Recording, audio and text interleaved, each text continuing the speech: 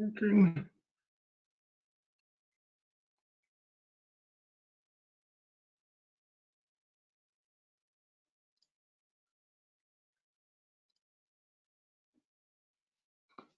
Hi, August. Howdy.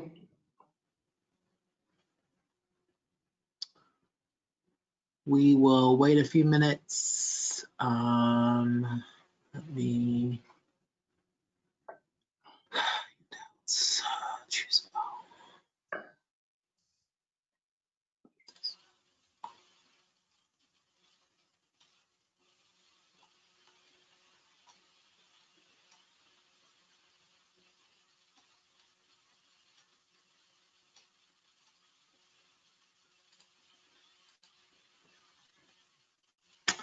I dropped the deck into the handouts at the bottom for everyone, so everybody can access that, whether they're just a public viewer or a panelist. I see Jen. I'm going to make you a panelist.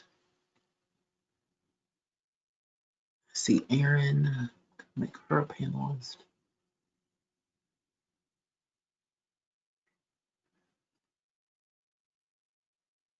I think I'm just waiting on, hi Jen. I think we're just waiting on Rebecca and Sam.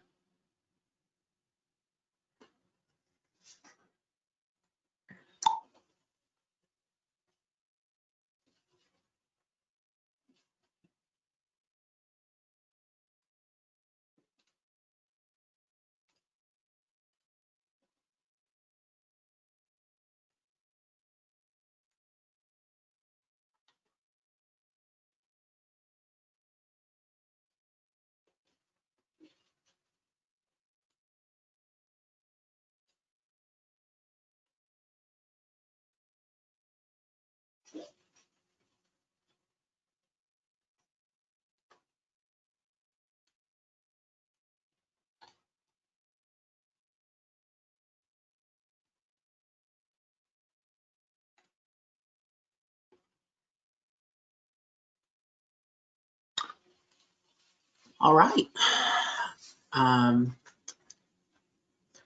We can go ahead and get started.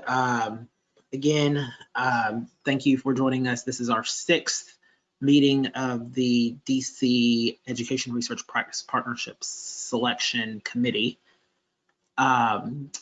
We are meeting today to further discuss the applicants, the 2 final applicants, George Washington University and the Urban Institute.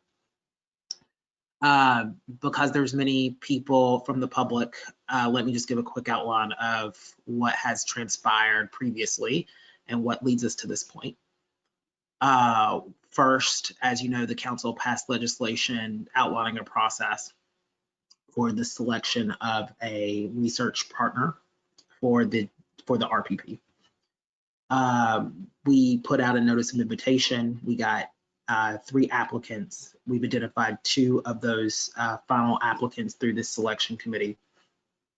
We did that through a first round review using a rubric that we all agreed on. Then with the 2 applicants, we provided a letter for supplemental information with questions. Both applicants responded to those, and both applicants made an hour presentation, a 15-minute presentation sort of pitch on their end, and answered questions from the selection committee members. We did that in a past meeting, and all of these are recorded and will be shared. And then we did a second scoring probably a week ago, and selection committee members provided their updated rubrics. So if you look at the handout, DC RPP meeting number 6 PowerPoint,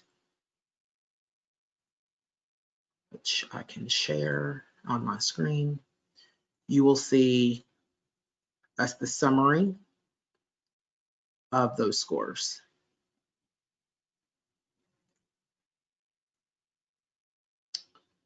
Show screen.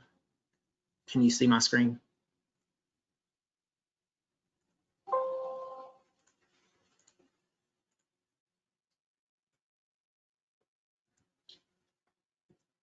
So you'll see those. So they're coded. I didn't put people's names on them. So C corresponds to a council appointee, and M corresponds to the mayor appointee. So you can see the overall scores for each applicant here. You can see the maximum for each. You can see the minimum for each in orange, and you can see the mean score here. And you have access to this deck in the handouts. So I'm not going to walk through that data, but that's yours. The second slide, the next slide is based on the subscores of the rubric. So again, I keep the same notation. C stands for council, M stands for mayor. You can see the scores here through each subscore for the rubric. You can see those totals, and identified in green on the right. So I took the average of each and then identified who got the highest score in each subcategory there.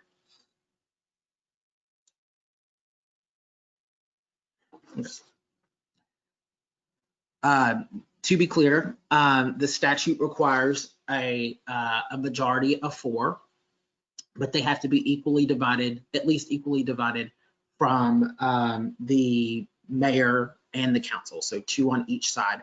And based on the rubric scores, that did not occur.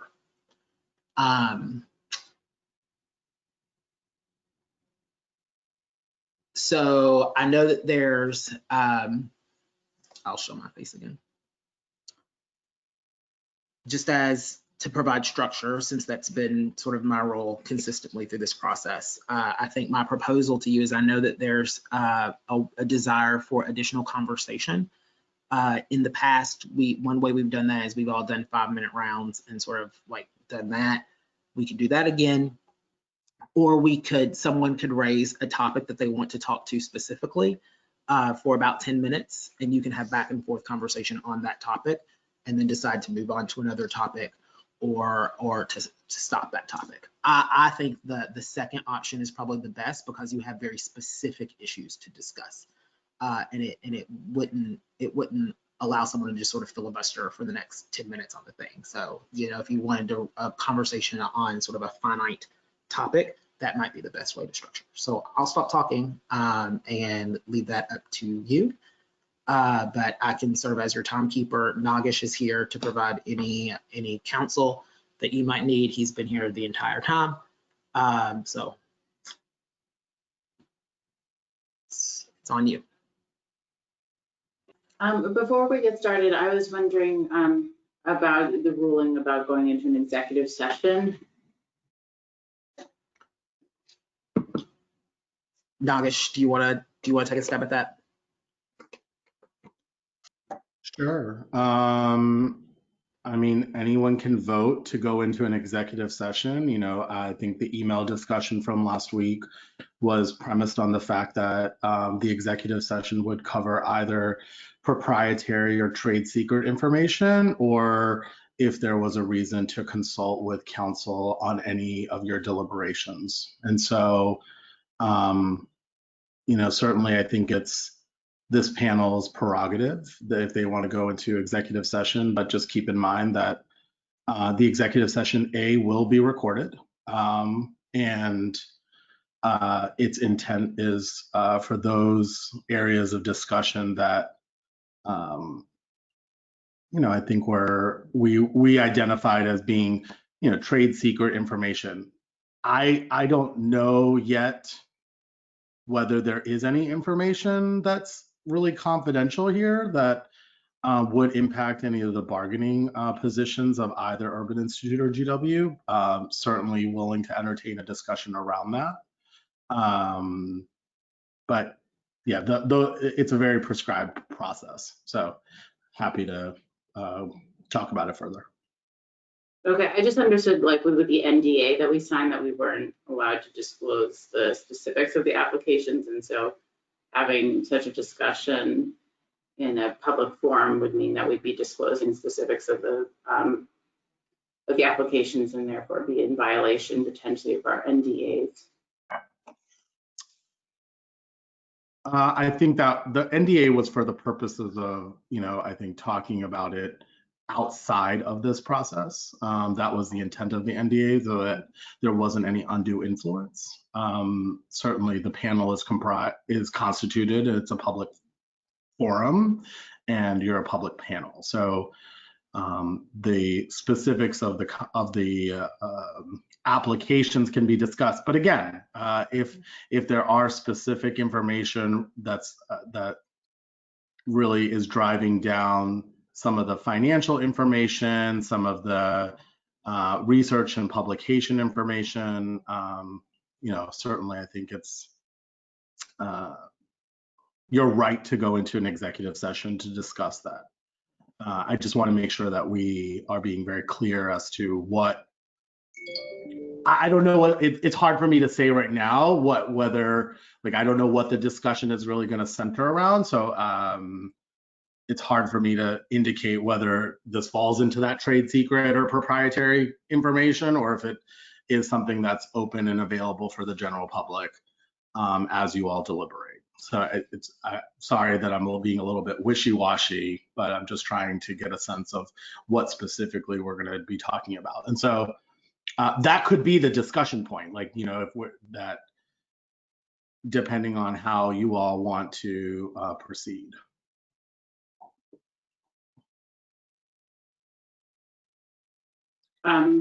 I know at least one panelist raised desire to just discuss specific financial issues, but perhaps we can take a vote so we don't spend too long deliberating this one point and can get to the meat of what we're here to discuss.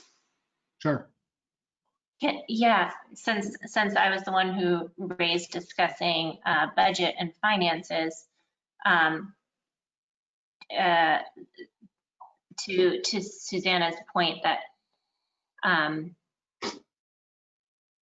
seems like it veers into the area of DC code around that you and Susanna shared via email, helpfully around the Open Meetings Act and what would be proprietary and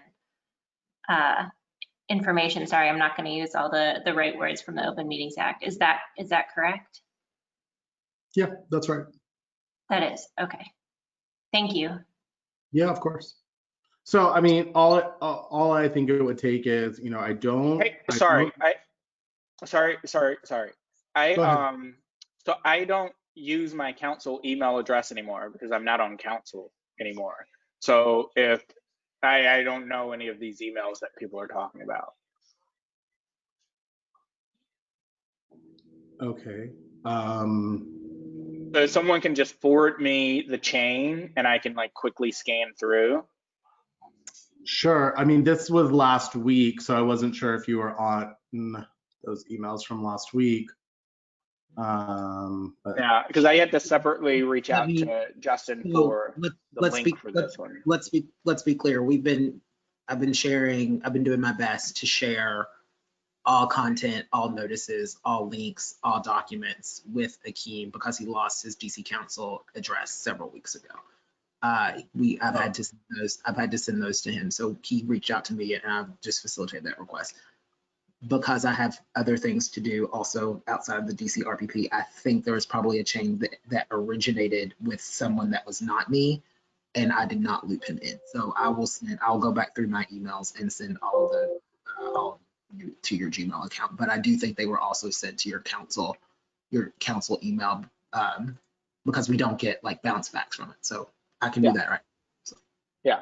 Oh, thank you, Justin. Sorry, Akeem, I didn't know.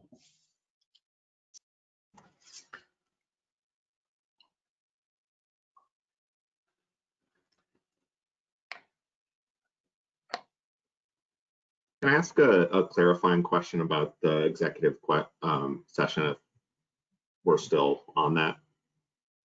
Sure. So could we, if we voted to go into an executive session, could we hopefully quickly say what we think might qualify as qualifying information and get either Justin or Nagesh's opinion on that, and then come back to regular session if it doesn't, or continue Is that basically how it would work, to just like clarify whether it qualifies or not and then move forward? That's right. Okay. Yeah. I mean, I think the only thing that you should know, there are 18 attendees. And so we would have to lock the meeting to go into that deliberation. So I just, I know. So just wanted, we can vote to go into executive session, but we need like a minute or two to lock the meeting. Maybe, I don't know. I don't know how that works. And so I'm gonna have to lean on Justin around that. But I didn't want us to just vote and then go into executive session and we immediately launch into discussion. There's some technical issues that we also have to make sure that we abide by. So and again, I don't even know if, okay. So yeah, because we so continue the recording, executive sessions are recorded, but they are not released. So here, let me give you a little bit of overview on GoToWebinar. Because I'm constrained by technology, this is the best that this is the only thing that I know how to do based on reading the instructions and sort of preparing for this moment. So there are attendees and there are panelists, right? The selection committees, because you have full control of everything too, you are a panelist. Everyone else in the public is just a regular attendee, and we mute, but they can see and they can hear and they can do all the things. To go into executive session, like I'm going to like the only functionality that I have here is to like dismiss the other attendees. Then the thing is like if you come out of executive session and come back into regular public session, I don't know how to get those people back. That is what makes it complicated. So I was going to recommend, if you were going to go into an executive session, that you do that at like towards the end, so you can have as much deliberation and do this as much as public as possible. And then we would go to executive session and then start again. We have time on the calendar tomorrow, and we would come back into public session with that. That was going to be the way that that's the only option that I have. I can't, it's not like being physically present. I can't turn people off and then turn people back on. Like I don't have that type of power. The other option is to keep this line open, and we would go into either a different platform or we could also just do a simple conference call and make it easy. I have a conference line readily available. Or we could also switch to Microsoft Teams. And so this would stay open, this line. We would not kick anyone off. It would be muted, and then we would meet on a different platform. So again, lots of different options. I think, we want to make sure that we're being diligent around Open Meetings Act.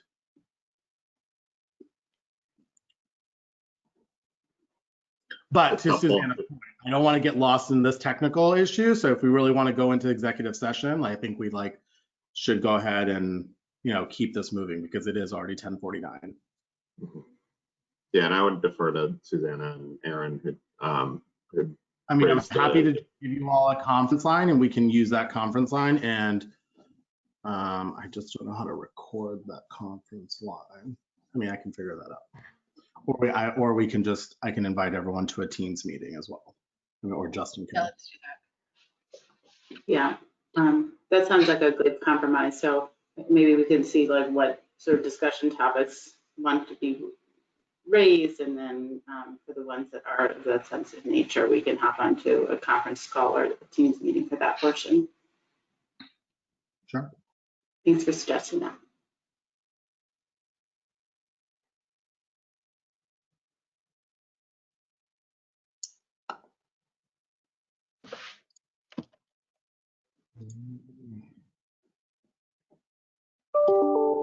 Did anyone have a different topic outside of, in particular, the financial information that we just received and that discussion? Did someone have another discussion topic they wanted to raise? The only thing that I want to throw out there, because I don't know how typical it is that we get unsolicited updates, which is very helpful. I'm not saying that, but I think we just need to make sure there's no additional new information on the other side. Like, as we're trying to be very even, I think it's unusual to get a addendum outside of the process. So I think we should discuss it. I think it's helpful. And I think, Nagesh, I lean to you. I don't know how to do it. It may not be from urban side, but it seems, I don't know how you handle that.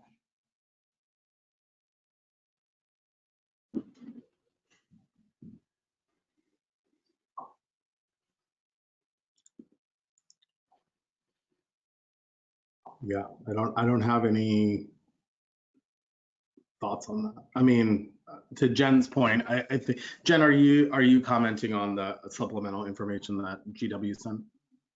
The email from yesterday, yeah. Yep. I think it was yesterday, right? It's Tuesday, I'm losing track.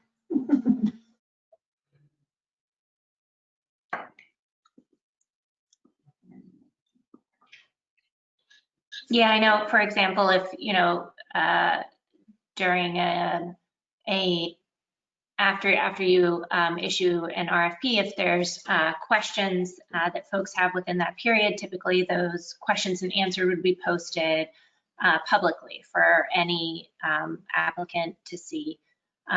So Jen, like you said, there wouldn't be any imbalance in information or opportunity or access.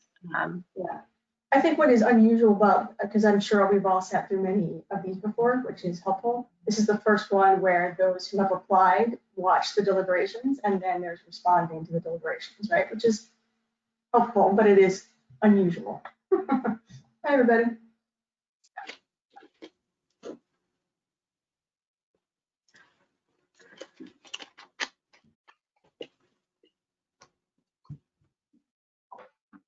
Yes, I mean, my approach has just been to weight the initial application more heavily than any supplemental information that comes through.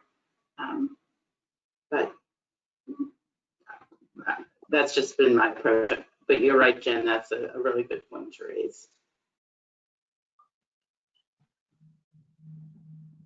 Well, I didn't factor it in because I just received it. So it didn't change my mind any. And if I'm being transparent, I don't think it would have changed my score. So Yeah, let's also be clear. I think we also need to be clear about timing too, because I think some of this is getting lost in the fact pattern. Last week, after the presentations, each party did the presentation. We had a meeting last week. In that meeting, we agreed to rescore. At that time, the rescoring there was no letter from this out that we did not make a request for a letter, and for supplemental information in the prior thing, we jointly wrote a letter for supplemental information. This supplemental piece of information came to us not out of a request, and it was also submitted at a time where some people had submitted their rubrics and some people had not. And this is why I believe we had a conversation, maybe not as detailed as this, about making additional requests for information. And I think we agreed that it was no. But like, this was unsolicited information. It was sent to all of us except Akeem, because we had that technical thing. My apologies, human. But let's just be clear about that sequence. So we had come up with our procedure before, and this unsolicited information came to us from the applicant outside of that process.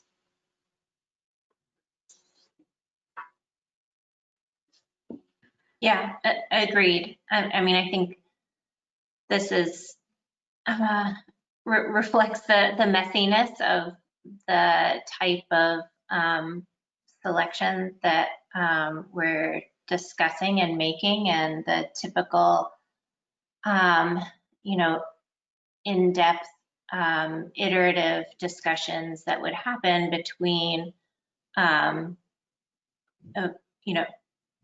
different stakeholders in negotiating an RPP are kind of extracted and represented in our panel, which isn't typical. So yeah, I'm kind of torn. It seems like it would be quite strange for the district not to include information around financial support for an initiative that the district is clearly interested in starting for all applicants. But yeah, I don't disagree on any of the process points that you raised, kind of a both and. I wonder if there could be a way to level the playing field in a way that all the panel is comfortable with, and happy to brainstorm that if useful. A couple of things. One, Sam, I'm about to send you a one-off email because the attachment that you sent, Justin didn't have that when he forwarded the chain to me. So I'm going to send you a one-off email so I can see that attachment. Two, I was scanning through the email piece, and so I missed the piece on if we're going to executive session or not. Was that determined, or are we still figuring that out?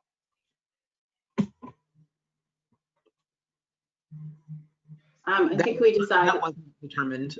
There was no question. So if you would like to entertain going to executive session at this time, we can do that. But now there seems to be a separate issue regarding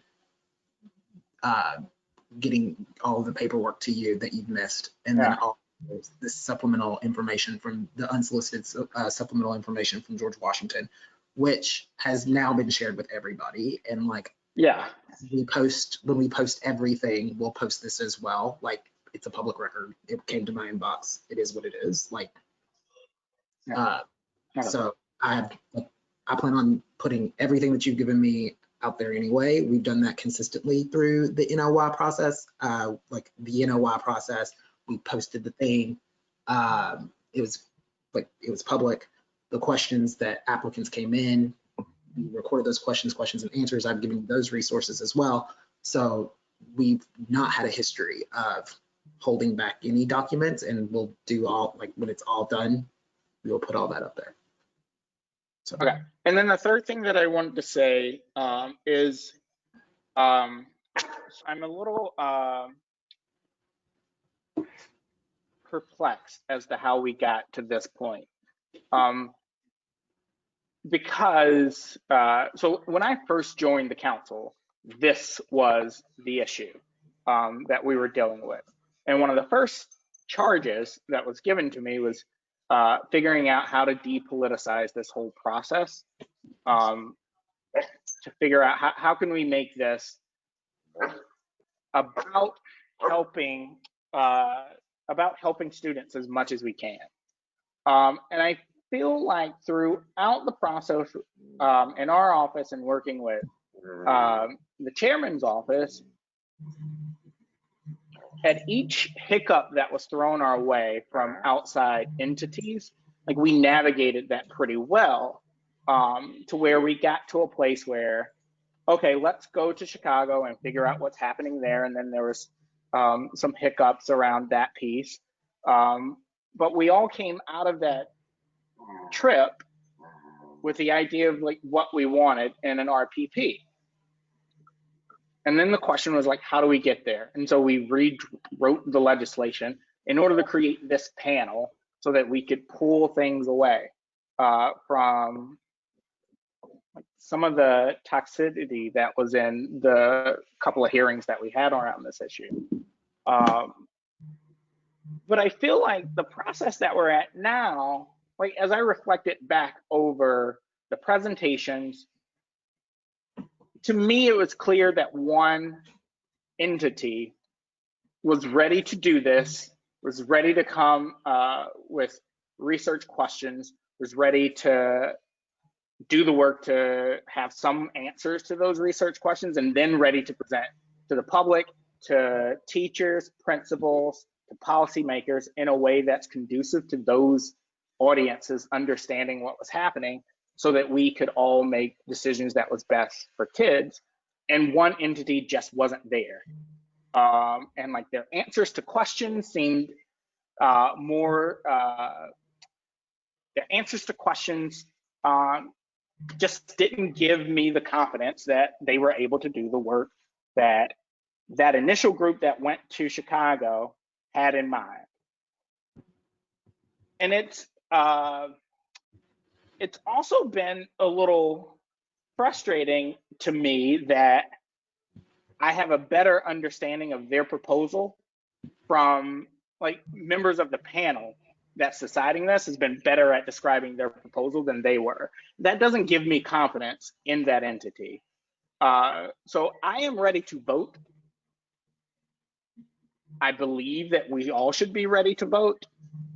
I know who I'm voting for. I hope the numbers meet the legislative requirement so that we can make a decision today. And if that decision doesn't go the way that like I'm leaning, that is what it is. But I don't have confidence in one entity doing this work. And so that's like, I'm ready to vote. I don't think I need an executive session. I don't think I need another meeting. I am ready to vote. I agree with all of that. That resonates with me. I am also ready to vote as well. I mean, I think that looking at the scores, it looks like, you know, we're pretty close to getting to a consensus. So, you know, the scores, the mean scores are very close between these two organizations. And personally, I would rather see us as a panel do the work that we were assigned to pick one entity. And, you know, to Keen's point, not belabor this. So if the initial vote, you know, if the initial vote follows our rubric, we won't reach a consensus. But I think we, through this discussion and just in the best interest of moving this process along, I think a consensus is quite possible. Yeah, I agree. I am concerned with what sounds like a predetermined outcome, Akeem. I appreciate your opinion, but the process you described is having a preference before even reading the applications. And so I feel like our initial conversations were, you know, balanced, people reading the applications, talking robustly about each of the issues. That doesn't sound to me like what you just described, which is definitely concerning.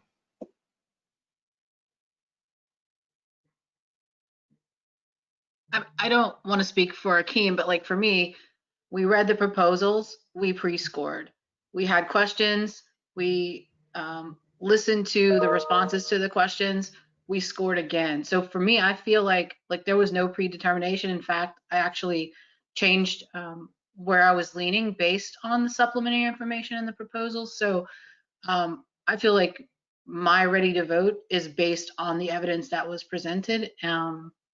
So I just wanted to clarify that part.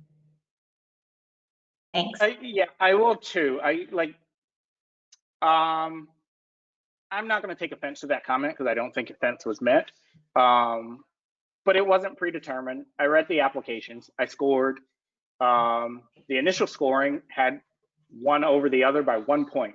And I walked into the presentation feeling that, well, my initial scorings had one over the other by 1 point. And I walked into the presentations feeling that either of them could do a good job at this. I walked out of the presentations not feeling that way. Nothing was predetermined. If anything, the entire process was created in order to create this openness around this. There are other things that have happened outside of this that I've become aware of that are concerning. But that's just what I'll just keep to myself. I don't like the fact that there was an entity that sent extra supplemental requests or material that wasn't requested. I don't like the fact that I didn't get that material. And I know there's an out of office reply on the council email that says I'm no longer with the council. There is, because people have reached out to me and like said, oh, I didn't realize that. What are your next steps? So that's a little,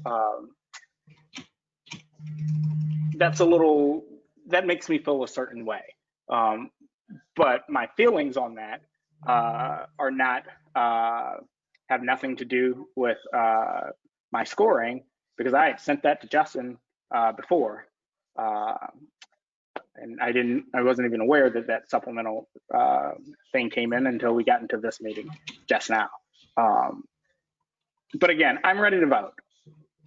And I think as a group, we should be ready to vote. And if the committee doesn't come to the legislatively required number, then we'll just have to go from there. So that's that piece.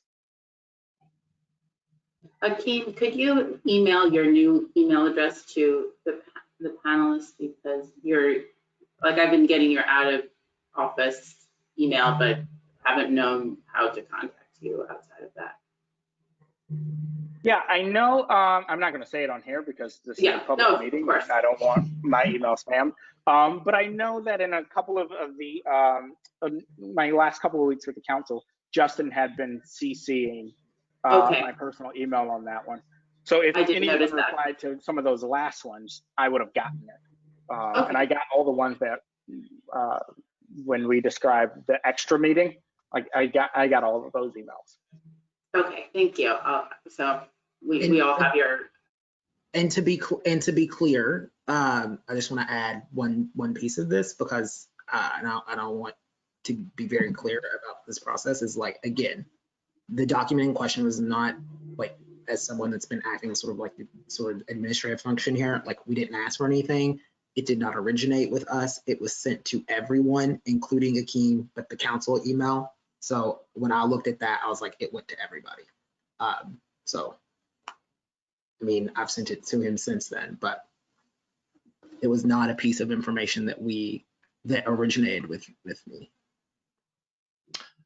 And I will say, can I add, I'm going to piggyback off of what Akeem said and what Justin is saying. You know, I understand that the supplemental information has come in. It was responsive to questions that this panel has deliberated upon and asked of each of the two applicants. And so, you know, in the traditional grant world, that would not be acceptable. Unsolicited supplemental information that is responsive to a discussion. I mean, I think Jen makes a good point to say that normally these discussions are, you know, held in confidence and are done sort of behind closed doors. That's not this process. But, you know, to me,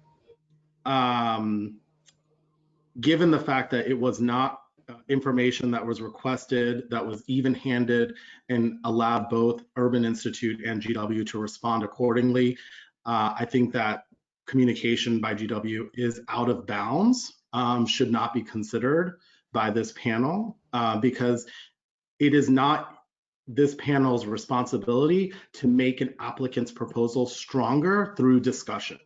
It is certainly, it's their responsibility to put forth a proposal that represented their, you know, willingness to engage in this work and their willingness to partner with the district. And so, you know, I understand it has thrown everyone a little bit for a loop, but I offer that because I do think that there is a little bit of unfairness that's occurring by the fact that, you know, GW felt the need to send that information to each of you all individually, and in response to conversations that happened over the course of the last few meetings, which they were able to participate in and witness.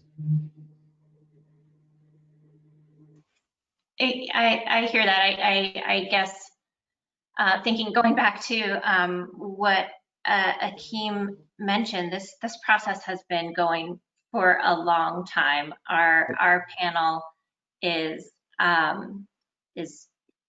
great and useful, and codified in law the process of bringing us together to vote and score applications. But I guess I won't pretend to think that this one isolated bubble will represent fairness across the entire process that's been going since 2018. There was also a point at which council requested that the Urban Institute stand down and stop interacting with the district and stop moving forward with their proposal to let the legislative process take its course. And we didn't come into this discussion and say that they've had an unfair advantage, at the start. And I don't believe that they have, but I just I don't think that one email from GW responding to serious question from the panel to them about their budget with an offer of significant funds for the district should be dismissed as out of bounds. In light of the entire tenure of this process, that doesn't make sense to me. To be clear, and not to be adversarial, but it is important to me as someone who has tried in good faith to work with each of you and to have a process that was inclusive, transparent. I want to be clear. We have asked for information relating to the budget several times throughout this process. One, in the NOI itself. Two, there was further follow-up on the question around budget in the supplemental material that we all worked together, the first request for supplemental information. There was an opportunity to ask questions, and I believe that questions around budget sustainability were asked to the presenter itself on 3 separate accounts that the applicant was able to provide. A new piece of information around, and I can get the time, yesterday afternoon, Monday, after we had come up with the process of how we were going to proceed with a meeting on the calendar, there was unsolicited an add-on to that information after you've been asked numerous times before. It's not like this was a new question, like having a budget and having these questions was a new piece of content we had never asked for before. It's in fact in the statute itself. And we have adhered to that statute throughout the entire process. So I just want to be very clear about the number of times a presentation on finances has been able to be presented and clarified through the process. Thank you, Justin. Is the purpose of this discussion to determine whether or not we can consider that in our vote, like whether we can consider the final email or not? So this is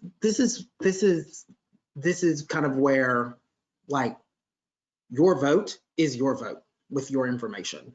Like, the letter was sent through official government email. I'm going to make that letter public.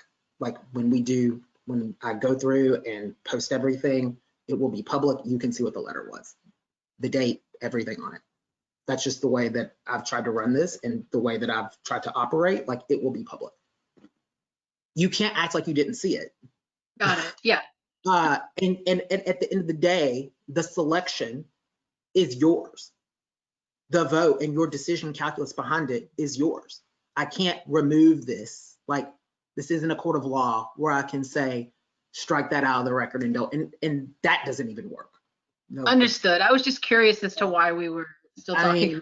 It doesn't, like, at the end of the day, it's your vote with your calculus. We just tried to provide framing around your decision making. Okay.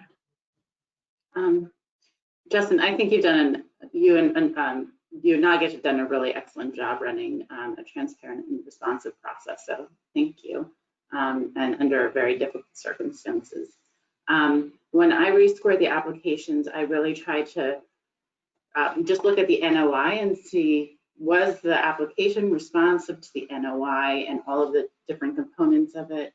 And so I looked at the NOI very carefully, and we as a group decided that we didn't want to put too much weight on the financial and the budgetary information. And so we as a group decided to weight it less than what Justin had initially proposed. And most of the financial management and proposed budget sections of the NOI have to do with accounting practices and financial management. Only one of the four sections asks about like where the sources of funding are, and it's allowed under the NOI to anticipate that the district government will provide funds and annual funds, startup costs, and annual operation funds for the partnership. So in terms of like the question of like, were both applicants responsive to the NOI for financial management, I would say yes. And I would also encourage us not to belabor this point because we're asked to score how they responded to the NOI, not so much our personal opinions.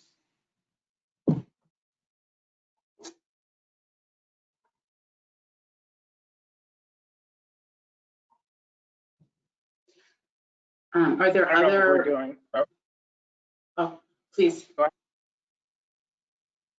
No, you go ahead. Oh, I was just going to suggest that maybe we could brainstorm if there's any additional major points that we need to cover before moving to a vote.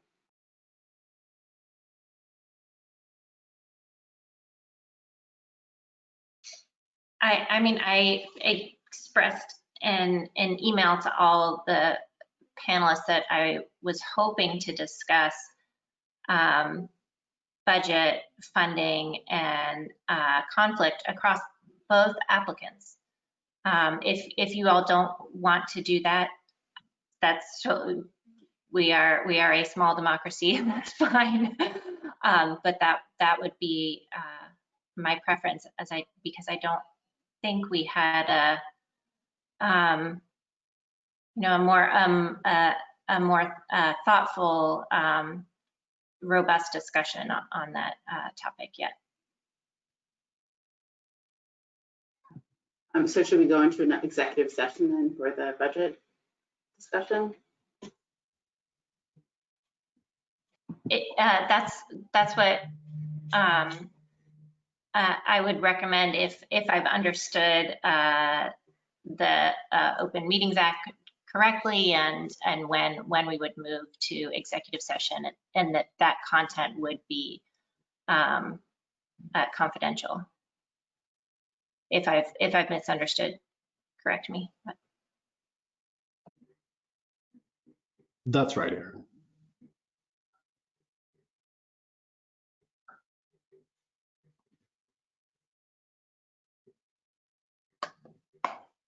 So then, for yeah, You all would have to vote to go into executive session, just to be clear. So is there a motion to go into executive session? Yes. Thank you. Is there a second? sorry, second? Is that what you're asking for? All those in favor of going into executive session, say aye. Aye. Aye. All opposed, say nay. Nay. Yeah, was there a nay? I'm a nay too. Nay. I nay. Okay. Then we're gonna do a roll call. So we'll start with, I'm just gonna go in the order that people are on my screen. So Sam. Aye. Aaron. Aye. Susanna. Aye. Rebecca. Nay. Jen. Nay. Keith. Nay. The vote was 3-3. If that's not a majority, we're not going into executive session. Motion fails. I move to vote. I second. All those in favor of voting, say aye. Aye. All those opposed, say nay. I didn't hear enough voices. I would say nay, just for just a process clarification, if that's okay. Let's count the votes, and then if there's a further question, Sure. we'll go. I'm just going to go in order. So Sam, Nay, then. Aaron, Nay, I want to hear Sam's process question. Susanna,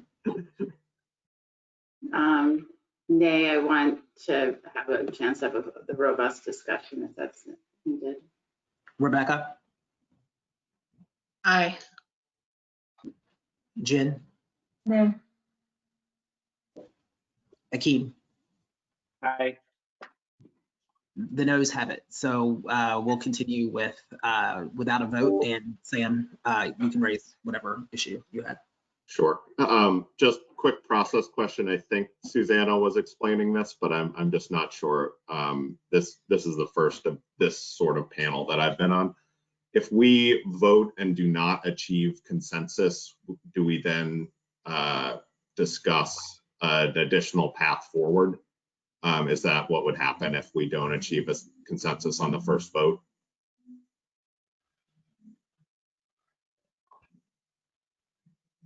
I can take a stab at that, Nagesh, if you want to back me up here. Your vote needs to come to the statutory majority, first of all. So it's 2-2 split, evenly divided. Mm-hmm. If you wanted to keep, like, I would say that would be it. However, if you wanted to,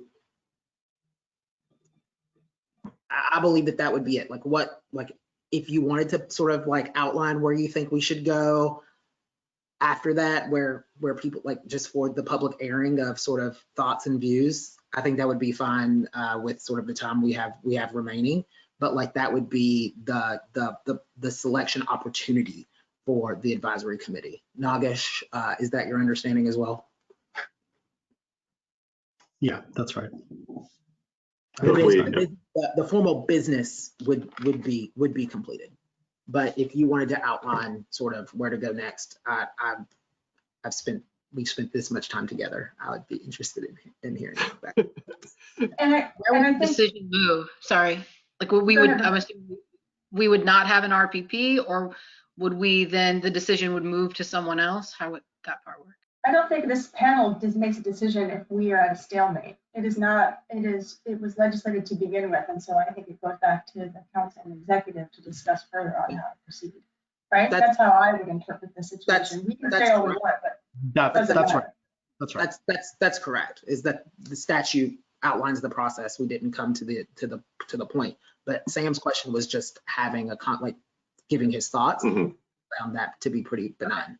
Again, not binding on any process. The official business of the selection committee would have been completed.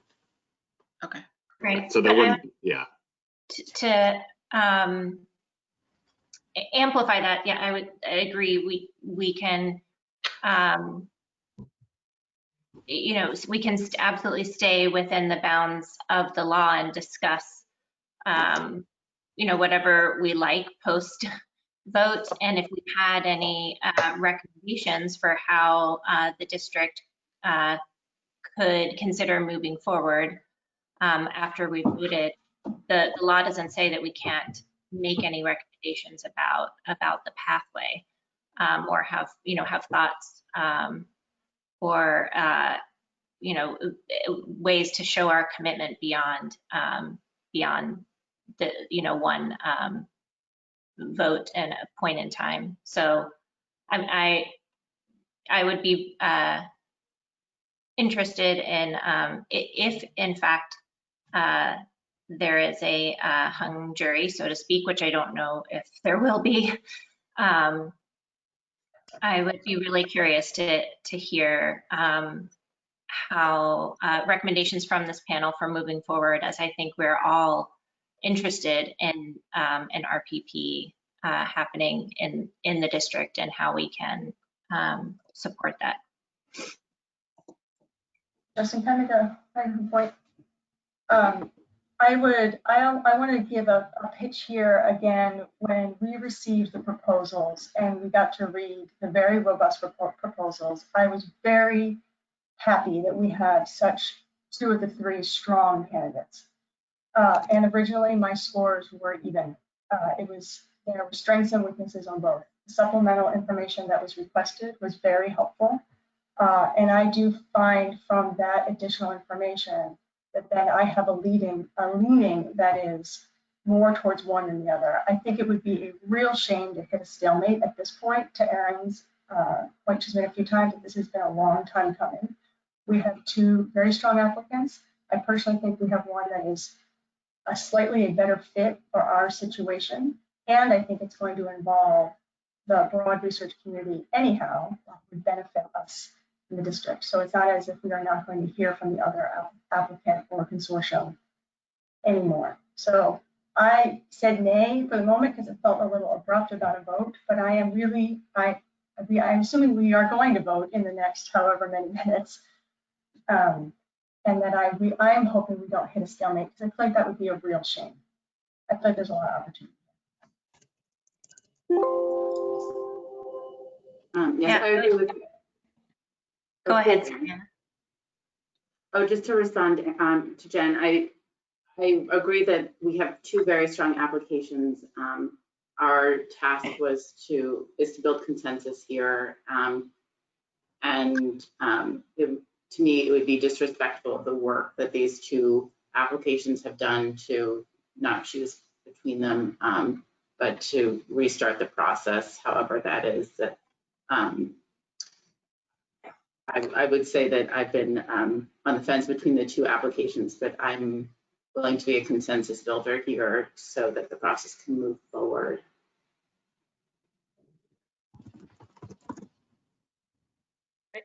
Question, Justin, it appears that we're using Robert's Rules of Order, which I believe gives someone the ability to motion to reconsider.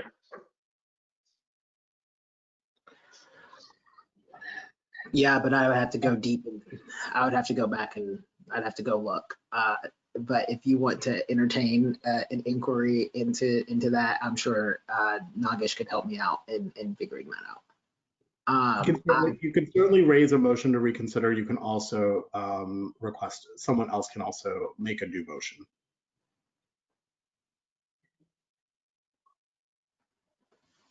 Okay, so based on that, it sounds like we have multiple opportunities to vote if we use that mop.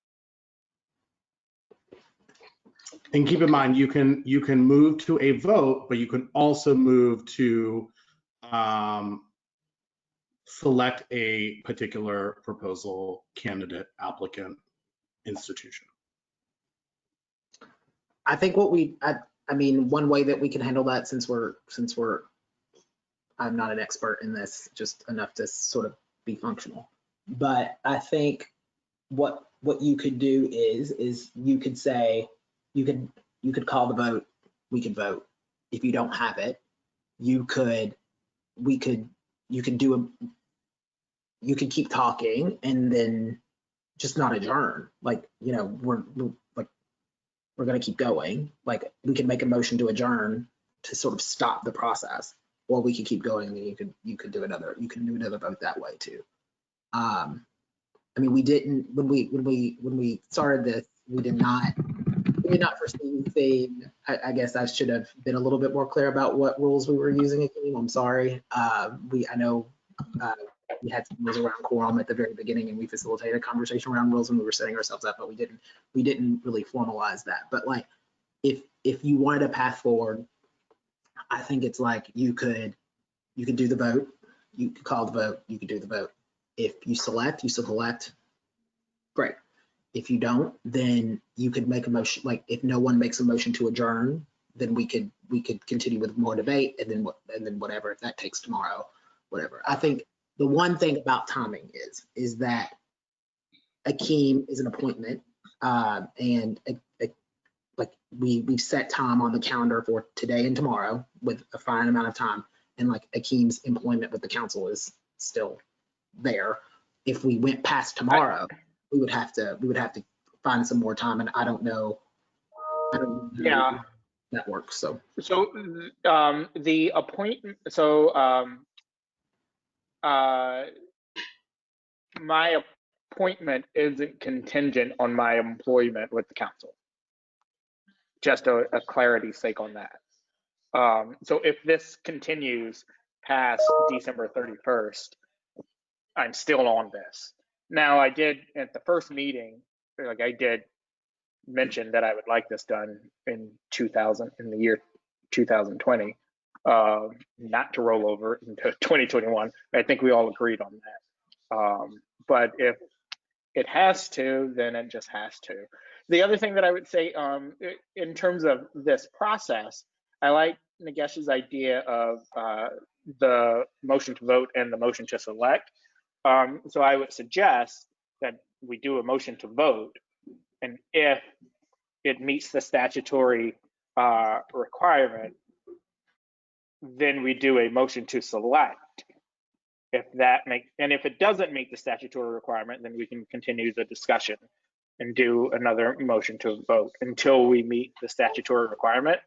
I do think that the statutory requirement piece should be unanimous, and so I would hope that we could do that one by voice vote, knowing that the motion to vote is a different.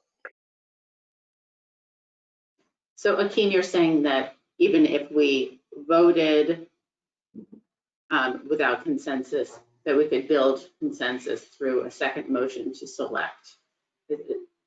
Yes. Yes, because the motion to vote, like we would still have to do the statutory requirement 2 and 2, but the motion to select would be, all right, we've met that statutory requirement as an entity. Let's select this.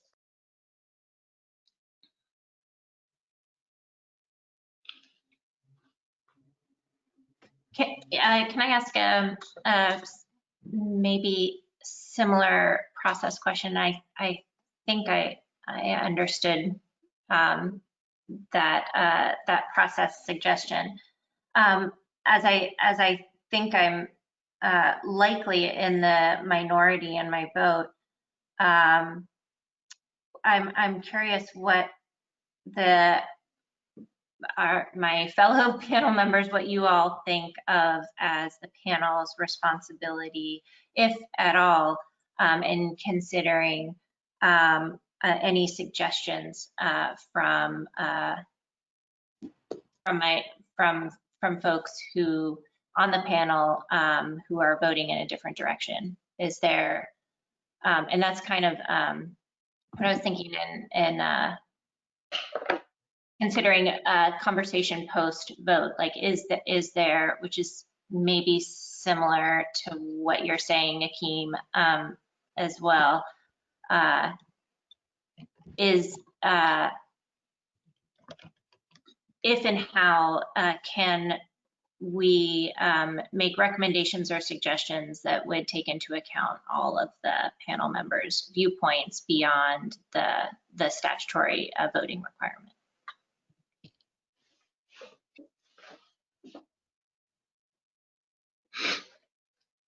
Well, I think, I mean, I don't know who the 20 people are who's watching this other than the 8 of us. So I don't know who the other 12 are. I imagine that they are the applicants.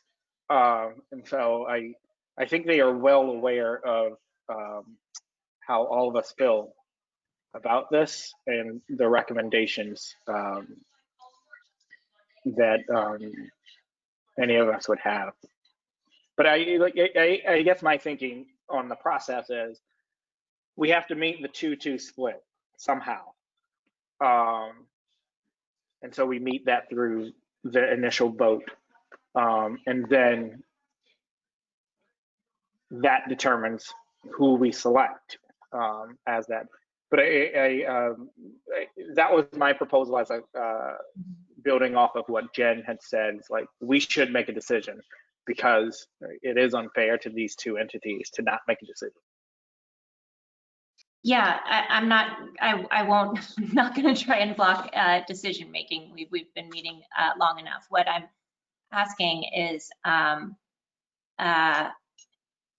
you know, if the panel feels any agreement or responsibility about incorporating dissenting or differing viewpoints, and if we would be interested in offering that feedback beyond, you know, what folks may or may not have heard and watching us, you know, to cement that we really do believe in the importance of working towards independence, a lack of bias, conflict, all the things that I think that we agree on, and you know, making sure that those recommendations follow the vote. That would be useful in my mind, obviously, to try to incorporate opinions from everyone on the panel, and I would, you know, appreciate codifying that in some way so that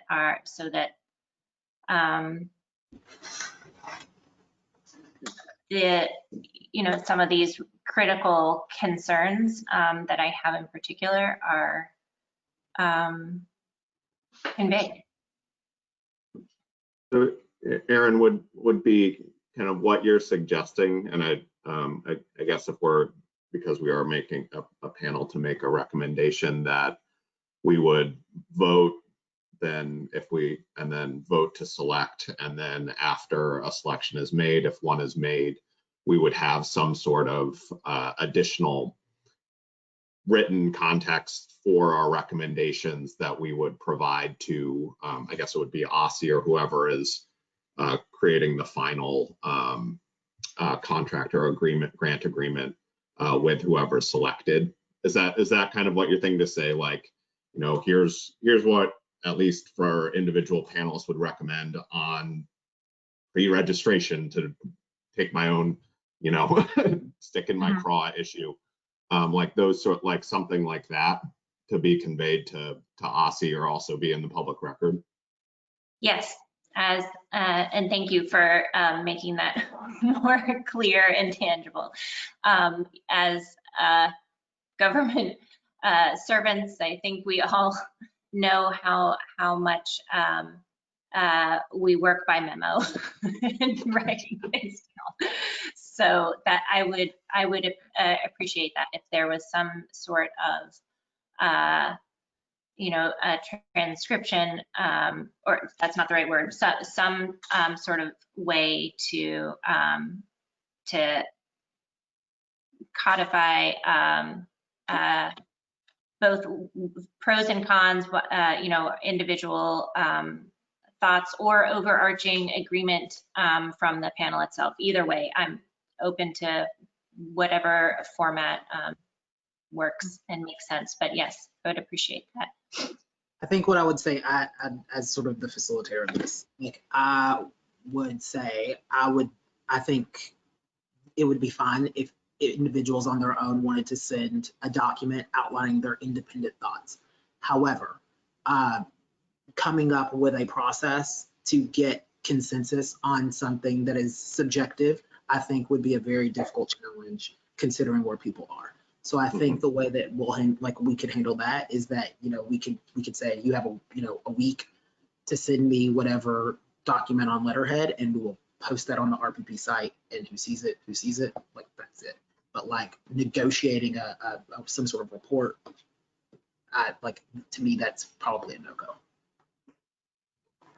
I'm not sure if you all, like, No, I think I love you all immensely, but I'm not quite sure you could get there. yeah.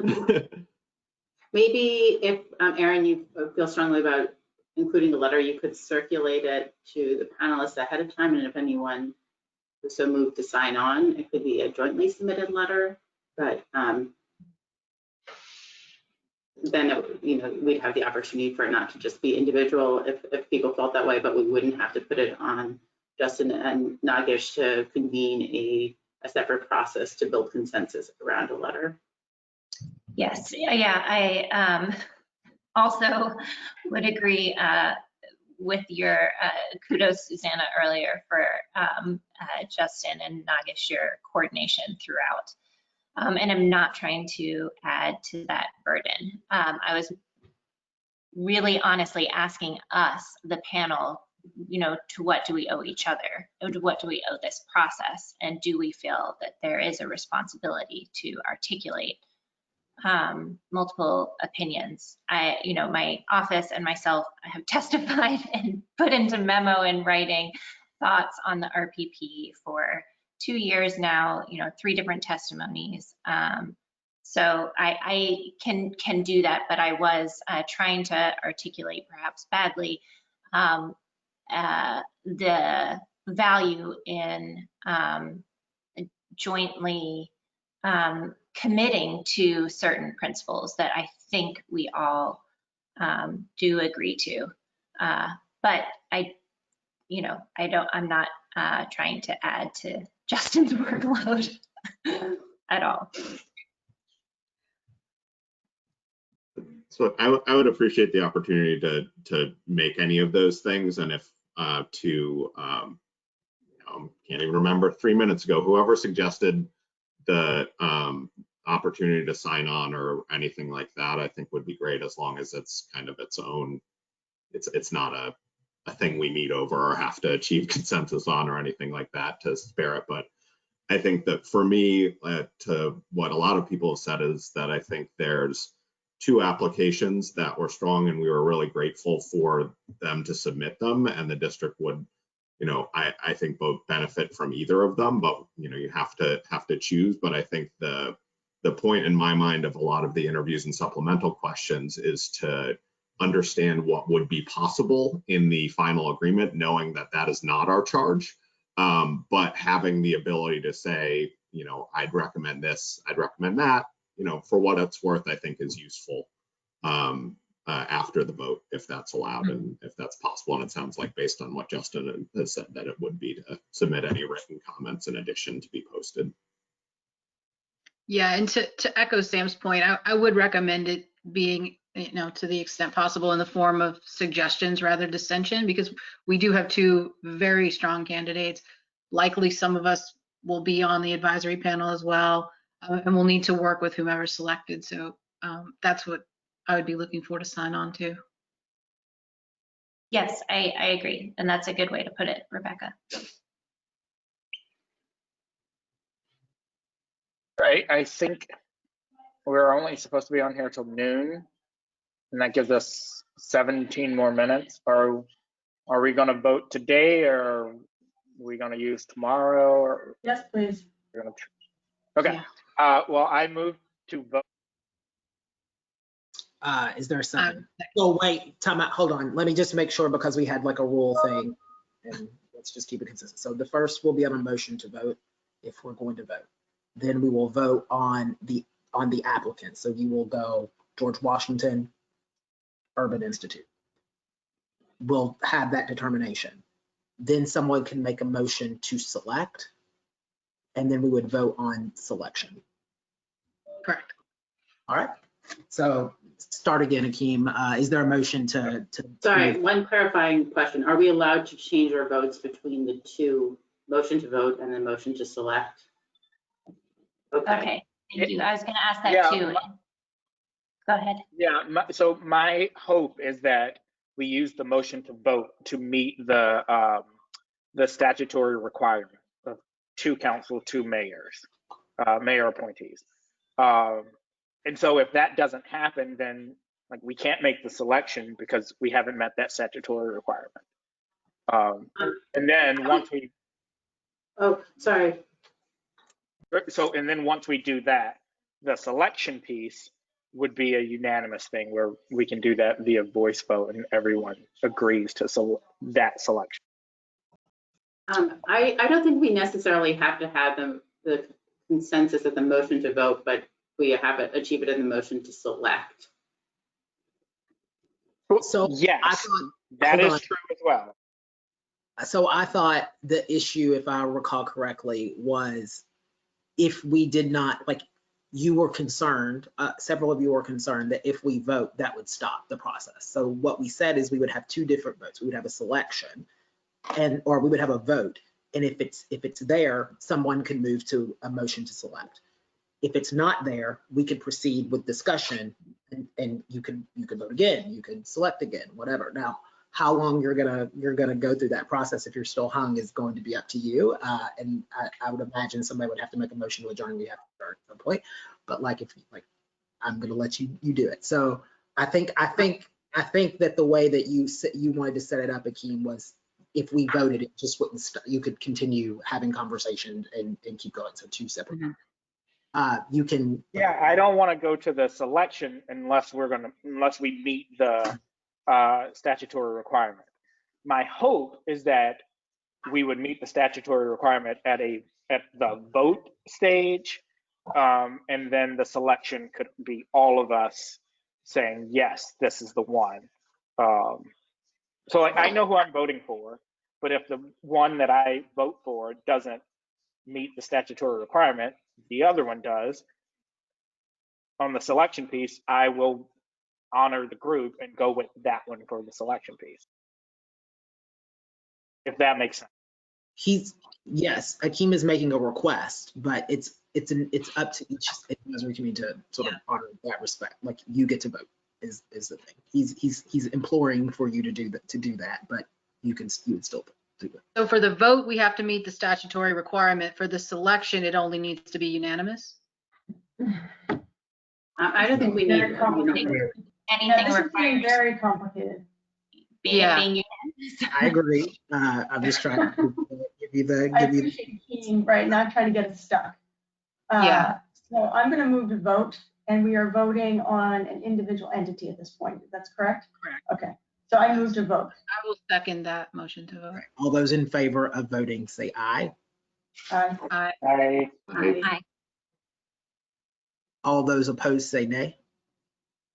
Hearing none, we'll move to a vote. We'll go, I'm just going to start with Sam and go the way in the order. So Sam, the vote is on which applicant? My vote's for the Urban Institute Consortium. Aaron Roth. My vote is for GW. Susanna. my vote is for the Urban Institute Consortium. Rebecca. My vote is for the Urban Institute Consortium. Jen. Urban Institute Consortium. And Akeem. Urban Institute. There are 5 votes for the Urban Institute and 1 vote for GW. And there is the statutory expectation for equal 2 votes on each side with that vote. Is there a motion to select? I move to select the Urban Institute Consortium as the district's RPP partner. Is there a second?